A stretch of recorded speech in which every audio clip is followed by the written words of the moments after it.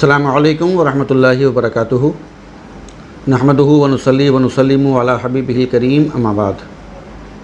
हज़रात गिरामी, आप जानते हैं कि रमज़ान मुबारक आ रहा है और इस माह मुबारक में तमाम मुसलमान बड़े खुश व खुज़ू के साथ इबादत व रियाज़त में मसरूफ़ रहते हैं, लेकिन इस बार कुछ हालात अलग हैं, कुछ माहौल मुख्तलिफ है और उसी को मद्देनज़र रखते हुए चंद बातें आपसे अर्ज़ करनी हैं।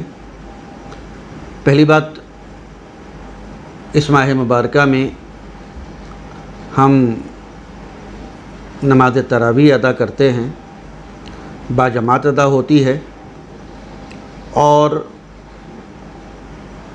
मुख्तलिफ़ मकामात पर, बल्कि अक्सर मकामात पर नमाज तरावीह में मस्जिदों में बड़ा हुजूम रहता है नमाजियों का, और मस्जिदों के साथ साथ सड़कों पर भी भारी तादाद में नमाजी होते हैं नमाज तरावीह में।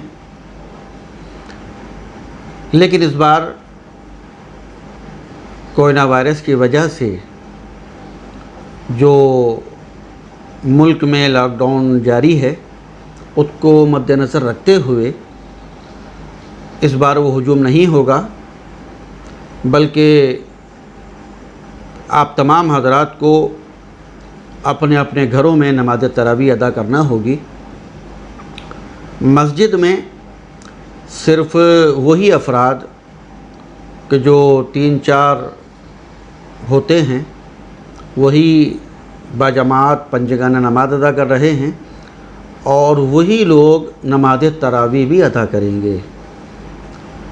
अगर किसी मस्जिद में हाफिज़ कुरान दस्तयाब है तो वहाँ कुरान करीम भी होना चाहिए, ज़रूरी है, क्योंकि नमाज तरावीह ये अलग सुन्नत मुअक्कदा है और कुरान करीम उसमें समाअत करना या पढ़ना ये अलग सुन्नत है। तो आप हज़रात इस बात का एहतमाम करें कि अपने अपने घरों में नमाज तरावीह अदा करें। अगर घर में 4-5 अफराद हैं तो आप अपने घर में 5 वक्ता नमाज की तरह नमाज तरावीह में भी जमात कर सकते हैं, करना चाहिए। और अगर कोई घर में इस काबिल नहीं है कि वो इमामत कर सके तो आप फ़र्दन अलग अलग नमाज तरावीह अदा करें। और अगर कोई इमाम बनने लायक है घर में तो आप जमात बनाकर घर में घर के ही अफराद पर, ऐसा ना हो कि आप महल्ले के लोग या गली के लोग इकट्ठा कर लें, बल्कि अपने घर के लोग आप जमात करें, 2-3-4 जो भी हैं, और उसमें जो इमाम बनने काबिल हो वो इमाम बने।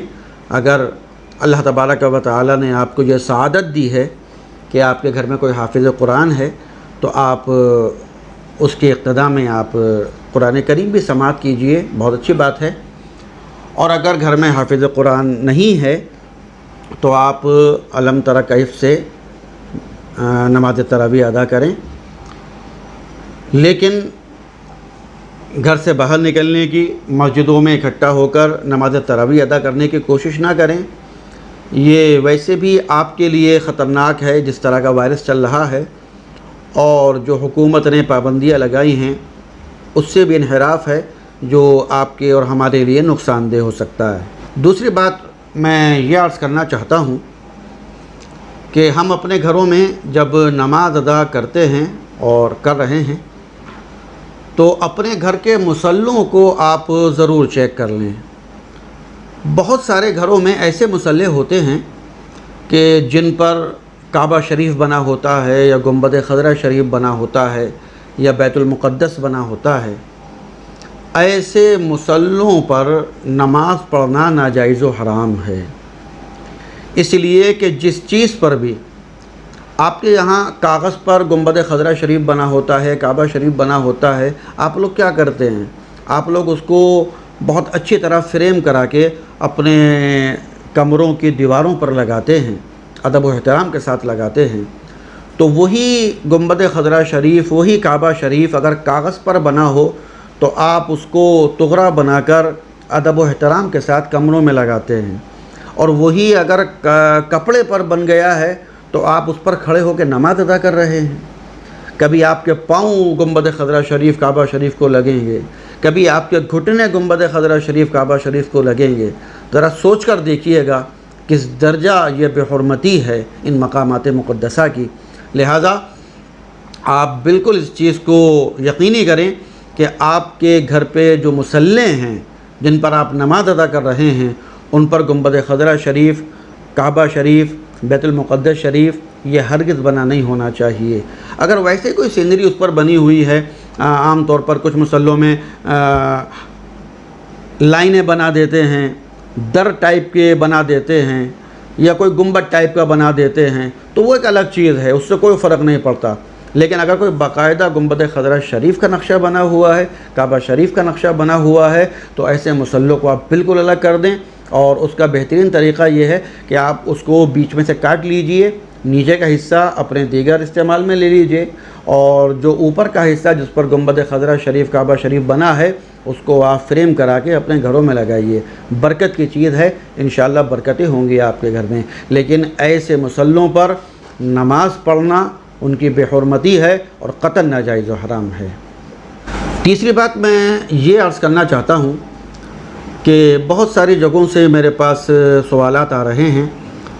ہم نے مرکز اہل سنت جامعہ قدیریہ کا جو پوسٹر چھاپا رمضان مبارک کے سحر و افطار کے وقت کا، تو اس میں 3 دعائیں ہم نے لکھی ہیں اور ہم پہلے سے لکھتے چلے آ رہے ہیں۔ ایک دعا ہے کہ جو سحری کے وقت پڑھی جاتی ہے، جسے ہم روزے کی نیت بھی کہتے ہیں، بصوم غد نویت من شہر رمضان۔ اس کے بعد ایک دعا ہم نے اس میں لکھی، یا واسع المغفرۃ اغفر لی۔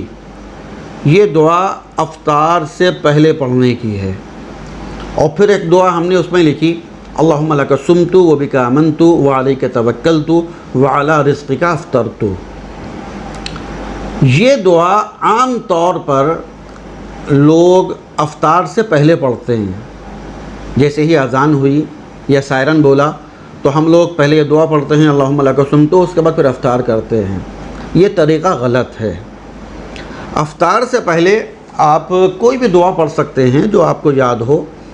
اگر کوئی عربی میں بھی یاد نہیں ہے تو آپ اپنی زبان میں، آپ کی زبان اردو ہے، آپ اس میں یہ دعا پڑھ سکتے ہیں، دعا کر سکتے ہیں۔ لیکن یہ والی دعا اللہم لک صمت یہ افطار سے پہلے پڑھنے کی نہیں ہے، بلکہ یہ افطار کے بعد پڑھنے کی۔ آپ کھجور کھا لیجئے، پانی ہے پانی پی لیجئے، شربت پی لیجئے، اس کے بعد آپ یہ دعا پڑھیے۔ اور ایسا کیوں ہے؟ والد گرامی سیدنا امیر اہل سنت مجدد دین و ملت حضور مناظر اعظم حضرت علامہ مفتی سید محمد انتخاب حسین قدیری اشرفی مداری محدث مترجم مفسر مراد آبادی رضی اللہ تعالی عنہ نے یہ ارشاد فرمایا، ان کی مجددانہ نظر تھی۔ وہ ارشاد فرماتے ہیں کہ یہ دعا بعد میں کیوں پڑھنی چاہیے؟ آپ بھی وجہ سن لیجئے، اس کا ترجمہ آپ سنیے گا۔ اللہم لک صمت، اے اللہ میں نے تیرے لیے روزہ رکھا، وبک آمنت، تجھ پر ایمان لایا، وعلیک توکلت، اور میں نے تجھ پر بھروسہ کیا، وعلی رزقک افطرت، اور میں نے تیرے رزق پر افطار کر لیا، افطرت کر لیا۔ ابھی آپ نے افطار کیا نہیں ہے، پانی آپ کے ہاتھ میں ہے، کھجور آپ کے ہاتھ میں ہے، اور آپ کہہ کیا رہے ہیں؟ افطرت کر لیا۔ تو ایسا وقت جو دعاؤں کی قبولیت کے لیے بڑا خاص وقت ہے، اللہ تعالیٰ اس وقت میں اپنے بندے کو بڑے محبتوں کے انداز میں ملاحظہ فرماتا ہے۔ بندہ جو مانگتا ہے اس کو عطا کیا جاتا ہے۔ ایسے وقت میں، ایسے محبوب وقت میں ہم ایک جھوٹ بول رہے ہیں کہ وعلی رزقک افطرت، مولا ہم نے تیرے رزق پر افطار کر لیا۔ ابھی افطار کیا نہیں ہے، کھجور ہاتھ میں ہے، پانی ہاتھ میں ہے، اور ہم کیا کریں؟ کر لیا۔ تو پتہ کیا چلا کہ جب ہم افطار کر لیں، چاہے ایک کھجور ہی کھا لیں، چاہے ایک گھٹ پانی ہی پی لیں، چاہے مکمل افطار کر لیں، اس کے بعد ہم یہ دعا پڑھیں کہ مولا ہم نے افطار کر لیا۔ تو یہ ایک چیز تھی جو آپ کو بتانا ضروری تھی کہ آپ افطار سے پہلے کوئی سی بھی دعا پڑھ سکتے ہیں، اور یہ دعا جو ہے یا واسع المغفرت اغفر لی، یہ بڑی محبوب دعا ہے، پیارے آقا علیہ الصلوۃ والسلام نے اس کی بڑی فضیلت ارشاد فرمائی ہے۔ تو یہ دعا آپ افطار سے پہلے پڑھیں، ربنا آتنا فی الدنیا حسنۃ وفی الآخرۃ حسنۃ وقنا عذاب النار، یہ دعا ہے، قرآنی دعا ہے، بڑی محبوب ترین دعا ہے، یہ پڑھیے۔ اور بھی کوئی دعا یاد ہو وہ پڑھیے، لیکن یہ والی دعا اللہم لک صمت، یہ آپ افطار کے بعد پڑھیے، چاہے ایک گھٹ پانی پی کر ہی پڑھ لیجئے۔ تو یہ چند باتیں تھیں جو آپ سے عرض کرنی تھیں۔ اللہ تبارک و تعالی ہم سب کو اس رمضان مبارک کی برکتوں سے مالا مال فرمائے، اور جو ہمارے اوپر ایک وبا چھائی ہوئی ہے، اللہ تعالیٰ اس وبا سے ہم سب کو محفوظ فرمائے۔ السلام علیکم ورحمۃ اللہ وبرکاتہ۔